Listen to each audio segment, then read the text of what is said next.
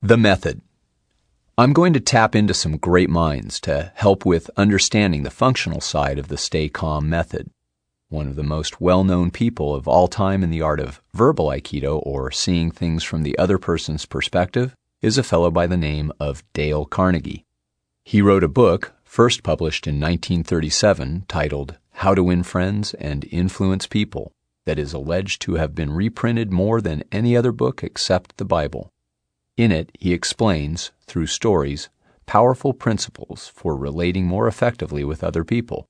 The principles are timeless, and the stories, though dated, are just as relevant today as when they were written some 7 decades ago.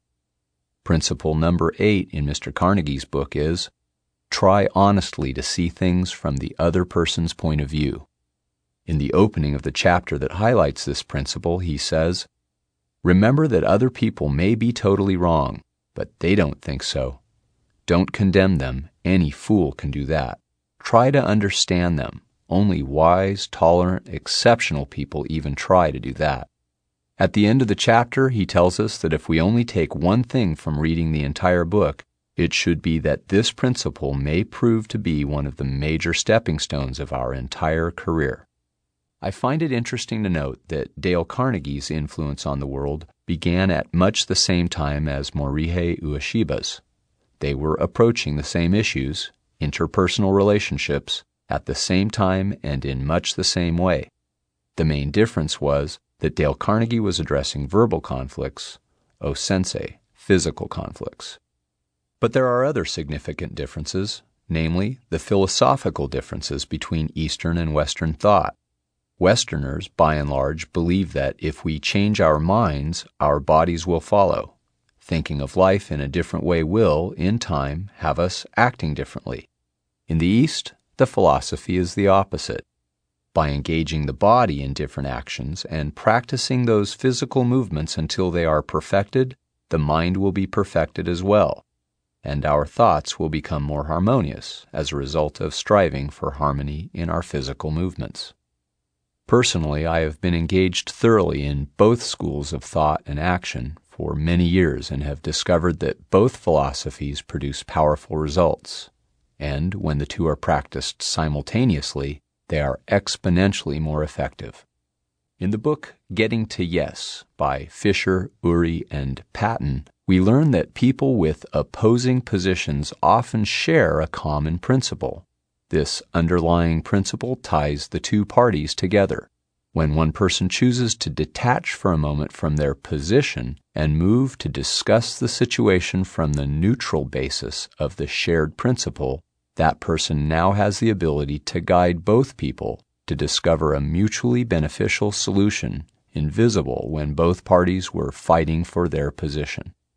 As we begin exploring attack scenarios, we will refer often to the unifying principle that, when focused on in the guide stage, will help attackers recover their self-control very quickly, preventing the typical escalation that normally occurs when people become married to their positions.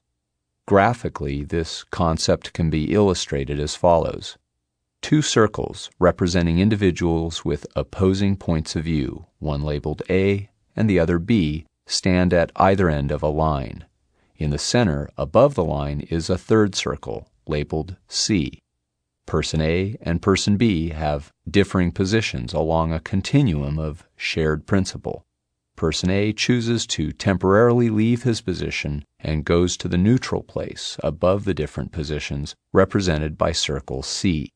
From this vantage point, Person A is able to speak to the principle that unites their 2 positions. This gives Person A the chance to discover alternate options that could resolve the issue to satisfy both parties, options not visible from either position A or B. Another amazing author and speaker with terrific language explaining this philosophy is Stephen Covey. In his landmark book, The 7 Habits of Highly Effective People, Mr. Covey offers habit number 5. Seek first to understand, then to be understood. He says this is the single most important principle in the field of interpersonal relations. This habit is created by developing the skill of listening empathically. This means you listen with your heart as well as your head and make the sincere effort to really understand the situation from the perspective of the other person. What the other person hears, even if you say nothing, when you listen reflectively, is that you really get them, not only the picture they have in their mind's eye, but also the feelings they have in their hearts. One of the most powerful paragraphs in the entire chapter is this: if you really seek to understand without hypocrisy and without guile, there will be times when you will be literally stunned with the pure knowledge and understanding that will flow from you to another human being. It isn't even always necessary to talk in order to empathize. In fact, sometimes words may just get in your way. That's one very important reason why technique alone will not work. This kind of understanding transcends technique. Isolated technique only gets in the way. Mr. Covey warns that if you are not sincere, don't even try these techniques.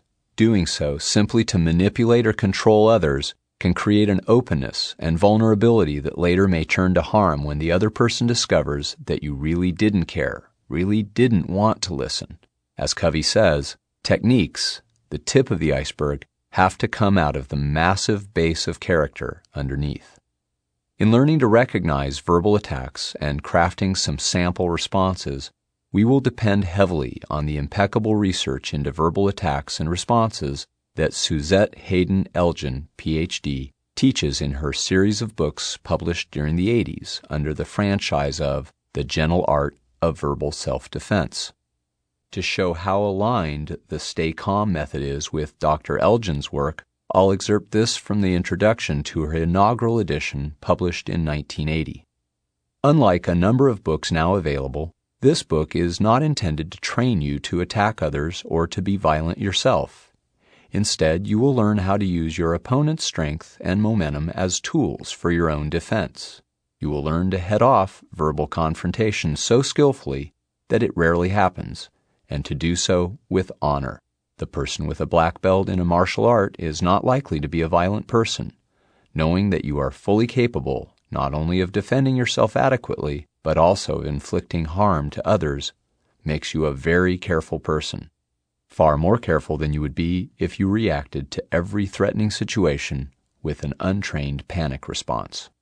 In developing the new skills needed to communicate with better results, it is important that you have a partner or two with whom you can practice both the action side and the verbal techniques of the Stay Calm method, so that you can apply the method easily in times of stress. By understanding the feeling of Tenkan and practicing staying calm even when someone is grabbing you and trying to take you over to their way of thinking, you will be well equipped to maintain a state of no mind and perform Tenkan even under the stress of an attack.